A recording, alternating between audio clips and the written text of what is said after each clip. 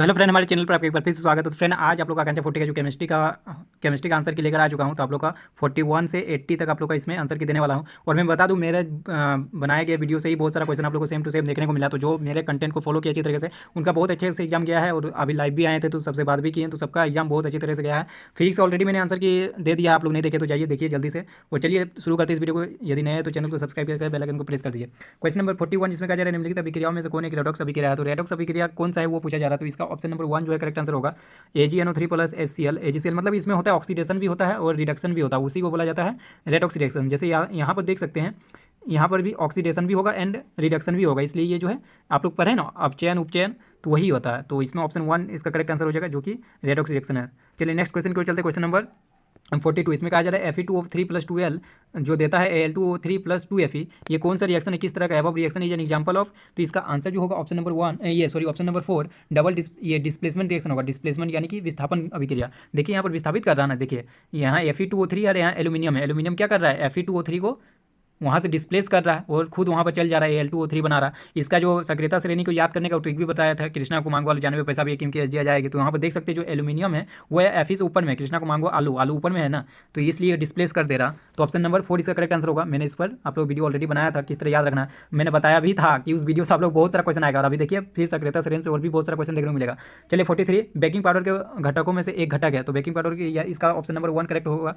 Tartaric अम्ल option 1 इसका correct answer होगा 43 का। चलिए नेक्स्ट क्वेश्चन नंबर 44 इसमें क्या कहा जा रहा है, शुक्र वायुमंडल डैश के मोटे श्वेत एवं पीले बादलों से बना है। तो इसका ऑप्शन नंबर 1 यानी सल्फ्यूरिक अम्ल करेक्ट आंसर होगा। चलिए नेक्स्ट क्वेश्चन की ओर चलते हैं। क्वेश्चन नंबर 5 इसमें कहा जा रहा है आप लोग का न्यूमेरिकल टाइप का दिया हुआ है NaOH का जो है NaOH का 10 ml विलियन HCl के 8 ml विलियन से पूर्णतः उदासीन हो जाता है। यदि हम NaOH के उसी विलियन के 20 ml ले तो इसे उदासीन करने के लिए HCl को उसी विलियन की कितनी मात्रा की आवश्यकता होगी। तो इसका मैंने सॉल्व कर लिया, देख सकते हैं यहाँ डबल किया डायरेक्ट। देखिए NaOH का 10 ml था तो उसको उदासीन करने के लिए 8 ml HCl की जरूरत पड़ रहा था। तो NaOH का 20 ml ले लिया, मतलब कि इसका डबल कर दिया।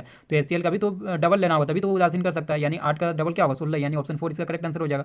चलिए नेक्स्ट क्वेश्चन की ओर चलते। क्वेश्चन नंबर 46 इसमें देखिए ये भी सक्रियता श्रेणी पर आ गया ना, बताया था ना मैंने कि सक्रियता श्रेणी पर आएगा, जो कि इस तरह से आप लोग लिख सकते थे, जो कि मैंने ट्रिक से बताया। तो इसका ऑप्शन नंबर आप लोग का जो है 4 सही होगा।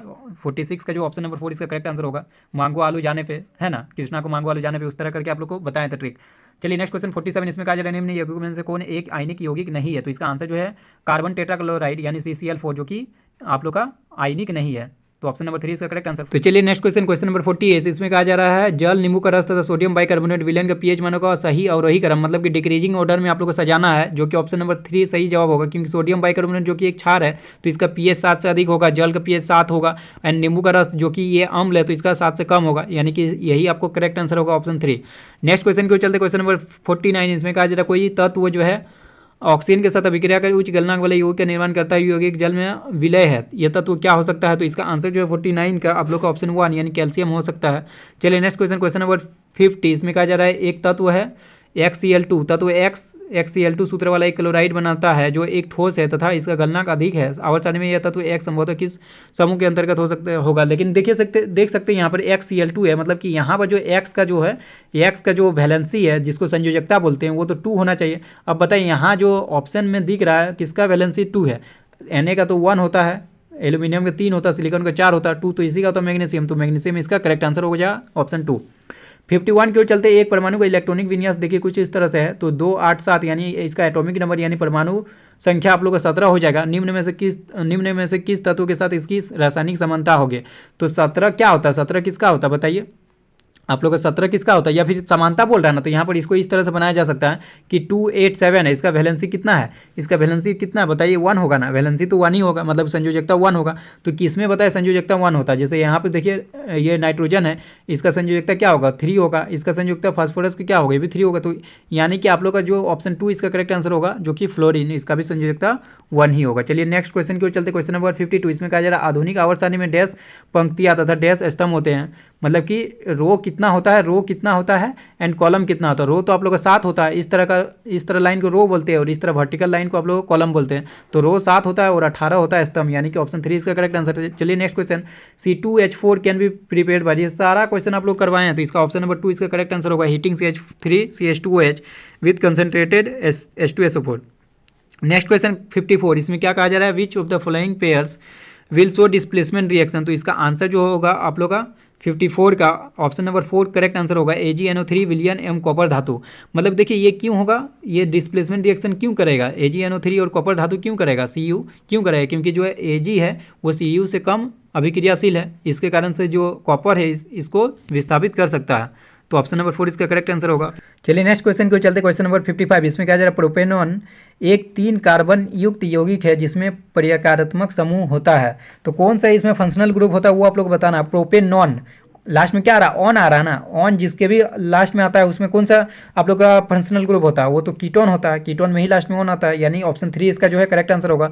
चलिए नेक्स्ट क्वेश्चन, क्वेश्चन नंबर 56। इसमें क्या कहा जा रहा है, प्रयोगशाला में सर्वप्रथम तैयार होने वाला कार्बनिक यौगिक, ये तो आप लोग पता ही होगा, जो यूरिया है वही सबसे पहले जो है प्रयोगशाला में बनाया गया कार्बनिक यौगिक है, ऑप्शन 3 उसका करेक्ट आंसर होगा। चलिए नेक्स्ट क्वेश्चन को चलते, क्वेश्चन नंबर 57। इसमें क्या कहा जा रहा है, देखिए आवर्त सारणी में आवर्तों के बाईं से दाईं, मतलब इस तरह हम लोग को जाना है, प्रवृत्तियों के बारे में निम्न में से कौन सा कथन असत्य, असत्य मतलब कौन सा गलत है, तो इसका ऑप्शन नंबर 3 होगा, परमाणु अधिक आसानी से इलेक्ट्रॉन का त्याग करते हैं। क्या ऐसा होता है, परमाणु अधिक आसानी से इलेक्ट्रॉन को क्यों त्याग करेंगे, हम लोग बाईं से दाईं की ओर जाते हैं, बाईं ओर क्या होता है, मेटल होता है, मेटल क्या करता है, मेटल क्या करता है, मेटल आसानी से इलेक्ट्रॉन त्याग करता है, जैसे सोडियम हो गया, मैग्नीशियम हो गया, ये सब क्या करते हैं, इलेक्ट्रॉन त्याग करते हैं। जो बाईं ये दाईं ओर रहते हैं वो क्या होता है, नॉन मेटल होता है, जैसे ऑक्सीजन हो गया, क्लोरीन हो गया, फ्लोरीन हो गया, वो सब जो इलेक्ट्रॉन है त्याग नहीं करते, वो इलेक्ट्रॉन एक्सेप्ट करते हैं, ठीक है। तो इसका आंसर ऑप्शन 3 होगा, यही गलत है, परमाणु अधिक आसानी से इलेक्ट्रॉन का त्याग करता है, त्याग थोड़ी करता है, वो तो एक्सेप्ट करता है, तो ऑप्शन 3 इसका करेक्ट आंसर। क्वेश्चन नंबर 58 की ओर चलते हैं, जिसमें कहा जा रहा है कार्बोनेट अयस्कों को सीमित वायु में अधिक ताप पर गर्म करने से ये ऑक्साइड में परिवर्तित हो जाता है, ये प्रक्रिया क्या कहा जाता है, तो इसका आंसर जो है निस्तापन कहा जाता है, ऑप्शन 2 इसका करेक्ट आंसर हो जाएगा 58 का।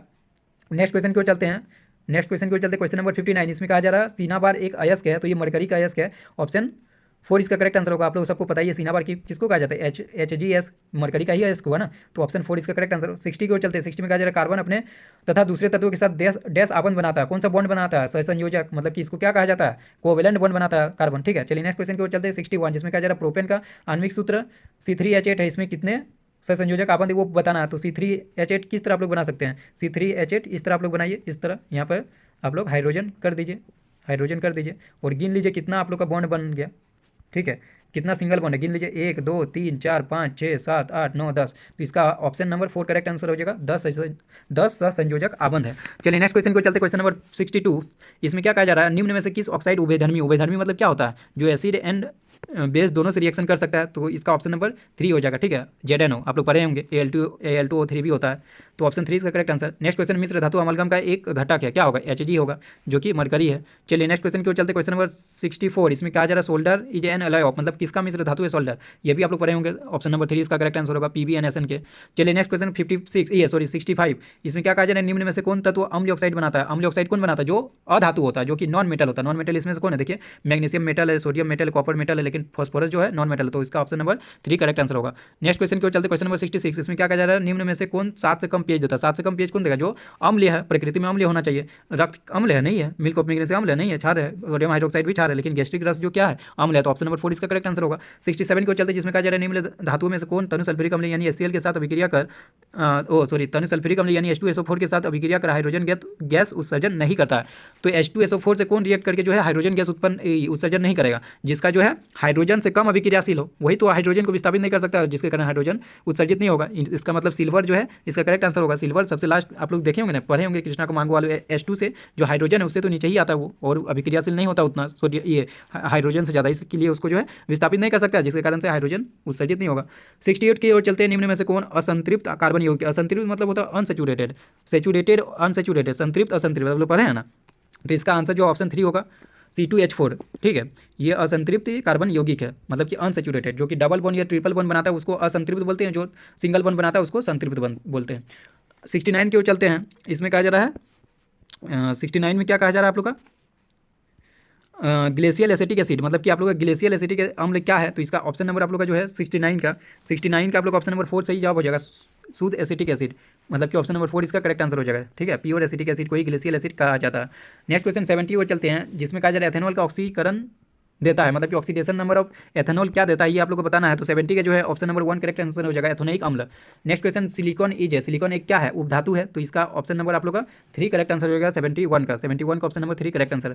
72 के चलते हैं, जिसमें क्या कहा जा रहा है आवर्त सारणी में किसी आवर्त के बाईं से दाईं, मतलब कि इस तरह आप लोग जाना है, परमाणु त्रिज्या किस प्रकार बदलते, परमाणु त्रिज्या तो घटती है, तो ऑप्शन 2 इसका जो है करेक्ट आंसर होगा।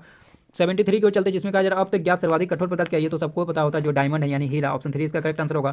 74 जिसमें अत्यंत अभिक्रियाशील धातु के ऑक्साइड उपचयित होकर धातु में परिवर्तित होता है, तो इसका आंसर जो है ऑप्शन 1 यानी इलेक्ट्रोलिटिक रिडक्शन, विद्युत अपघटनी अपचयन द्वारा। चलिए नेक्स्ट क्वेश्चन 75 की ओर चलते हैं, जिसमें क्या कहा जा रहा है कि आप लोग का sodium carbonate is not uses, मतलब कि सोडियम कार्बोनेट का उपयोग कहाँ पे नहीं होता वो आप लोग को बताना है। तो इसका आंसर जो है 75 का ऑप्शन 1 सही जवाब हो जाएगा, एंटी एसिड में संघटक के रूप में। नेक्स्ट क्वेश्चन नंबर 76, इसमें क्या कहा जा रहा है वर्षा जल को कब अम्ल वर्षा कहा जाता है? जब पीएच जो है 5.6 से कम हो जाता है, यानी ऑप्शन 3 इसका करेक्ट आंसर होगा। 77 की ओर चलते हैं, एथाइन का सूत्र क्या है? एथाइन क्या होता है? एथाइन मतलब कि यहाँ 2 कार्बन होगा, आइन बोल दिया मतलब कि ये ट्रिपल बॉन्ड होगा, तो C2H2 इसका करेक्ट आंसर होगा, ऑप्शन 1। 78 में कहा जा रहा है खनिज है, इसको में मिट्टी रेत आदि अशुद्धियों क्या कहा जाता है? इसको तो गैंग कहा जाता है, सबको याद रहता है, ऑप्शन 1 इसका करेक्ट आंसर। 79 में कहा जा रहा है खाद्य पदार्थ के डिब्बों पर जिंक के बजाय टीन का लेप होता है, क्योंकि क्या होता है? टीन की अपेक्षा जिंक अधिक अभिक्रियाशील होता है, इसलिए आप लोग उसमें क्या करते हैं?